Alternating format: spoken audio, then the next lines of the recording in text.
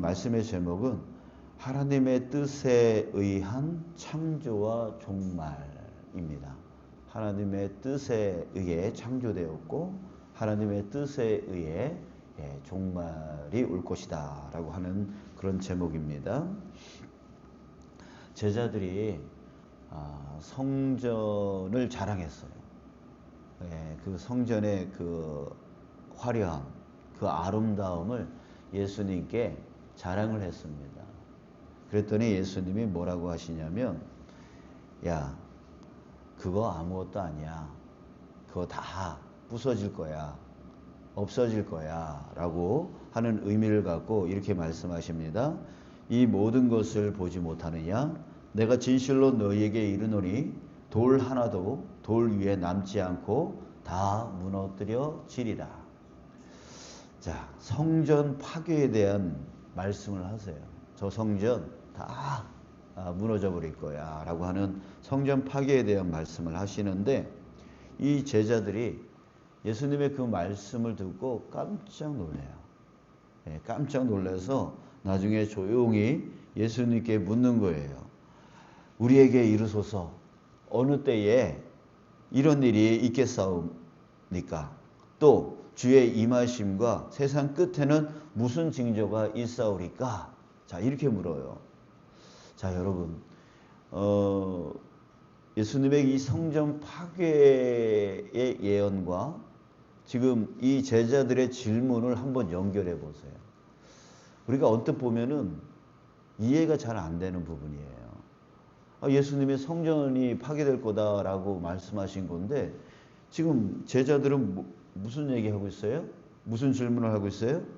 어느 때에 이런 일이 있겠사오며 주의 임하심과 세상 끝날이 언제 무슨 징조가 일어나겠습니까? 이런 말을 하고 있는, 전혀 맞지 않아요. 그런데 이게 맞아요. 왜냐하면 이 유대인들은 무슨 생각을 갖고 있냐면, 성전이 파괴되어지면 세상 종말이 온다라고 생각을 하고 있었어요. 자, 그렇기 때문에 예수님이 성전이 파괴될 거야 라고 하니까 세상 종말이 오는 거야? 라고 하는 생각을 갖게 되어진 거예요. 그래서 깜짝 놀란 거죠. 그래서 이 성전 파괴가 언제 올 것인지, 또 그때 무슨 징조가 일어날 것인지에 대한 질문을 하게 되어진 거죠.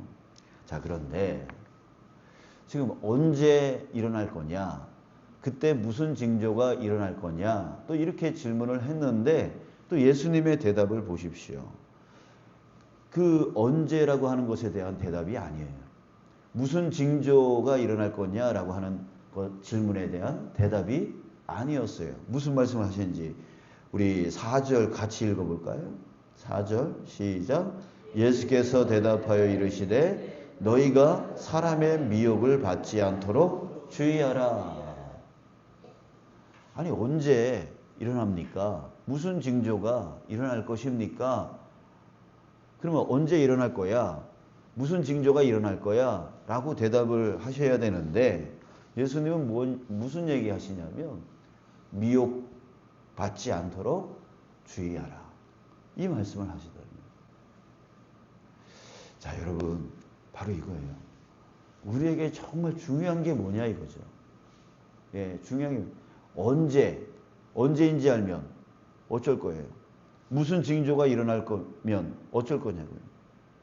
정말 중요한 건 뭐냐면, 언제 일어나든 무슨 징조가 일어나든 중요한 건 뭐냐면 미혹을 받지 않고 이 믿음에서 떠나지 않는 거. 그래서 13절에 보니까 그러나 끝까지 견디는 자는 구원을 얻으리라, 이 말이 여기서 나오는 거예요. 그러니까 언제, 우리 옛날에 다미 선교회에서 몇 년도에 예수님이 올 거야 라고 하면서 막 세상에 난리 난 적이 있었잖아요. 언제가 중요하지 않다는 거예요. 무슨 징조가 일어나는 게 중요하지 않다는 거예요. 우리한테 중요한 건 뭐냐면, 어떤 일이 일어나도, 언제 일어나도 항상 미혹을 받지 아니하고 굳건하게 끝까지 이 믿음을 지키는 거. 우리에게 중요한 건 뭐예요? 현재예요, 현재. 현재 내 믿음. 내가 어떤 문제가 생겨도, 어떤 상처가 생겨도, 어떤 어려움이 생겨도, 어떤 환난이 생겨도 내가 오늘 이 믿음을 지키며 살아가는 것. 예수님과 나와의 그 관계가 끊어지지 아니하고 그 믿음 안에서 온전히 정말 주님의 말씀대로 순종하는 것. 그게 중요하다는 거예요. 내가 오늘 주님이 나에게 주신 말씀을 살아가느냐, 살아내느냐, 이게 중요하다는 거예요. 그렇게 되어지면 오늘 일는지 내일 일는지 상관이 없다는 거예요. 어떤 징조가 일어나든 상관이 없다는 거예요. 지금 예수님은 그것에 지금 집중시키고 있는 것입니다. 자, 6절 끝에 보면 난리와 난리 소문을 듣겠으나 너희는 삼가 두려워하지 말아라. 이런 일이 있어야 하되 아직 끝이 아니니라. 끝이 아니라고 말해요. 여러분, 성전 파괴는 언제 일어났죠? AD 70년에 일어났어요. 예루살렘 성전은 진짜 예수님이 예언한 그대로 파괴가 되어버렸어요. 그러면 그때서부터 지금까지 또 예수님이 재림하는 날까지 계속 어떤 일이 일어날 거냐면 이런 일이 일어나는 거예요. 끝이 아니니라. 지금 계속 진행 중에 있어요. 어떤 일이 진행 중에 있냐면 7절 민족이 민족을 나라가 나라를 대적하여 일어나겠고 곳곳에 기근과 지진이 일어나리니. 예, 그 성전 파괴 이후서부터 지금까지 세계 곳곳에서 기근과 지진이 계속 일어나고 있어요. 이 모든 것은 재난의 시작이니라. 예, 그건 시작이래요. 또 9절에 보니까 그때에 사람들이 너희를 환란에 넘겨주겠고, 그냥 환란의 일들이 일어나게 되어져요. 믿는 사람들이 잡혀서 죽임을 당하는 일들이 일어나요. 그러니까 성전 파괴 이후에 네로 황제라든지 또 많은 황제들이 그 기독교인들을 잡아다가 죽이는 일들이 일어나고 그 이후에도 계속 중세 시대에 또 믿는 사람들이 마귀로 치부받아가지고 또 죽임을 당하기도 하고 또 지금도 세계 곳곳에서 기독교인들이 지금 아프리카에서 우간다인가요? 얼마 전에 그 많은 기독교인들이 또 살해당하고 이런 일들이 세계 곳곳에서 계속 일어나고 있죠. 그런 환란들이 계속 일어나고 있어요. 지금도 일어나고 있고 지금 앞으로도 계속 일어날 것이다 라고 말하고 있고요. 너희가 내 이름 때문에 모든 민족에게 미움을 받으리라. 지금 우리 기독교인들이 또한 세상 사람들에게 미움의 대상이 되어지고 있어요. 뭐만 하면은 반대하고 뭐만 하면은 뭐하고 하니까 계속 미움을 받고 있죠. 그리고 10절 우리가 그때에 많은 사람이 실족하게 되어 서로 잡아주고 서로 미워하겠으며 11절 거짓 선지자가 많이 일어나 많은 사람을 미혹하겠으며 12절 불법이 성함으로 많은 사람의 사랑이 식어지리라.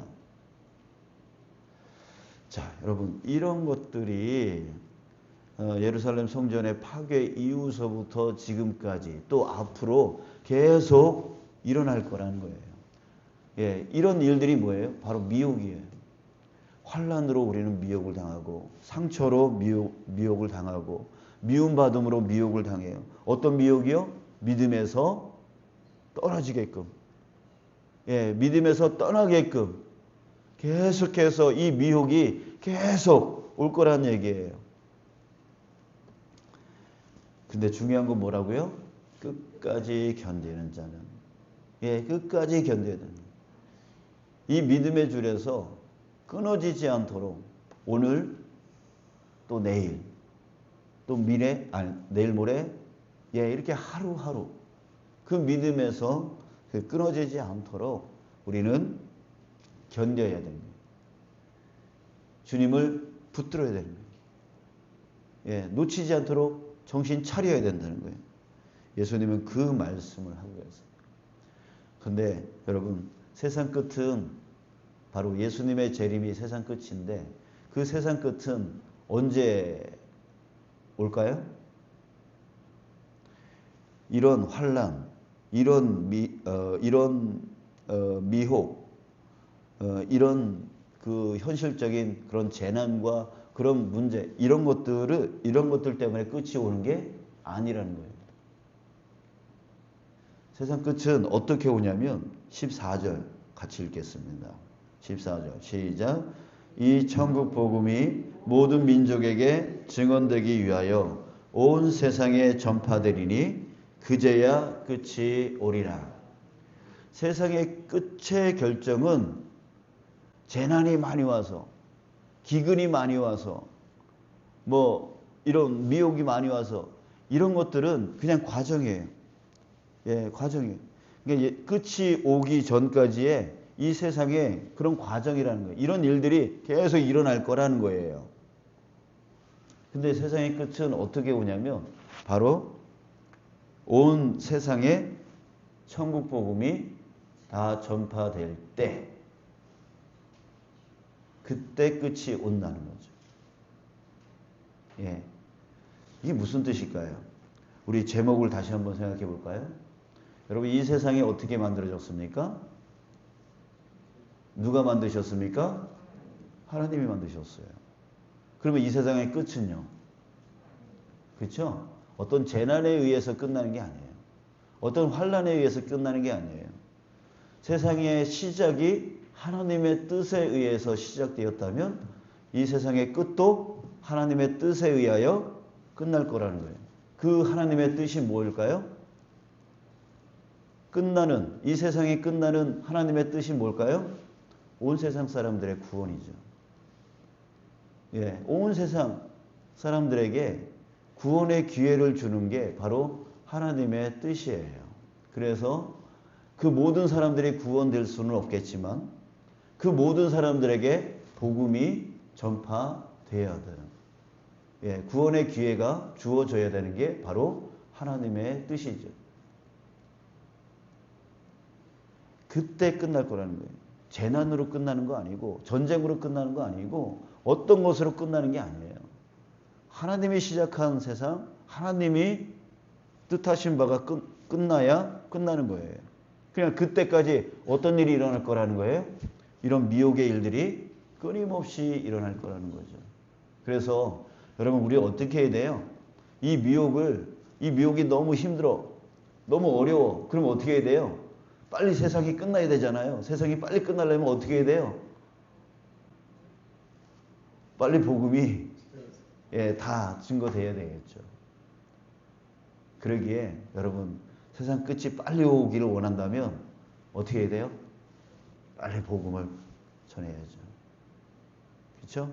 이 미혹에서 내가 하루라도 덜 미혹을 당하고 이 믿음을 정말 끝까지 지키려고 한다면 빨리 그 시간을 땡겨야 돼요. 도저히 난 못 참겠다. 이 미혹을 도저히 못 참겠다라고 싶으면 우리가 해야 될 일은 뭐냐면 빨리 천국 복음을 내 주변의 많은 사람들에게 증거해서, 예, 그게 바로 끝이에요.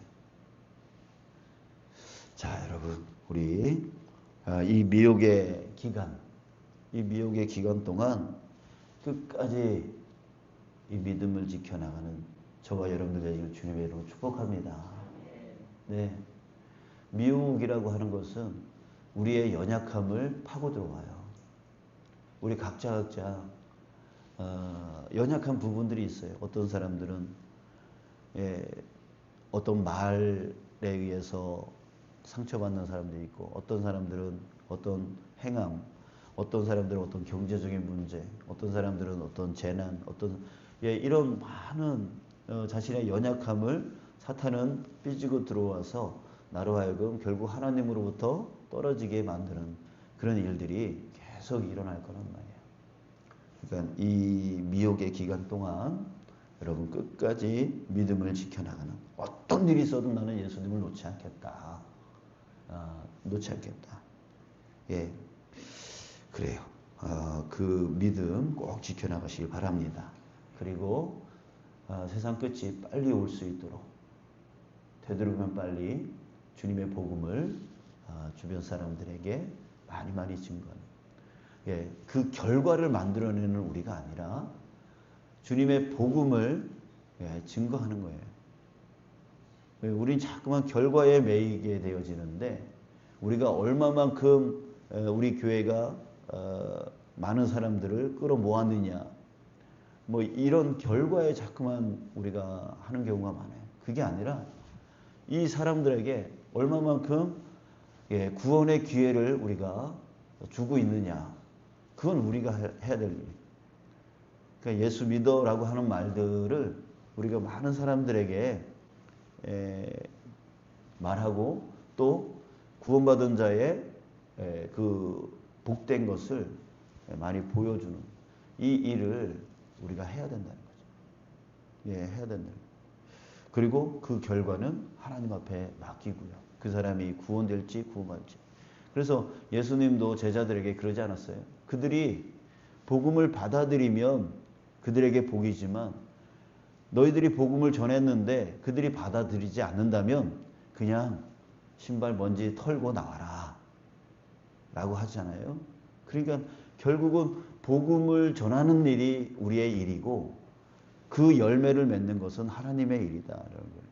그러니까 우리한테 책임이 그들이 믿지 않는다고 해서 우리한테 책임이 있는 게 아닌 거예요. 그러니까 우리는 우리의 책임은 전하는 거예요. 되도록이면 많은 사람들에게 전하는 거예요.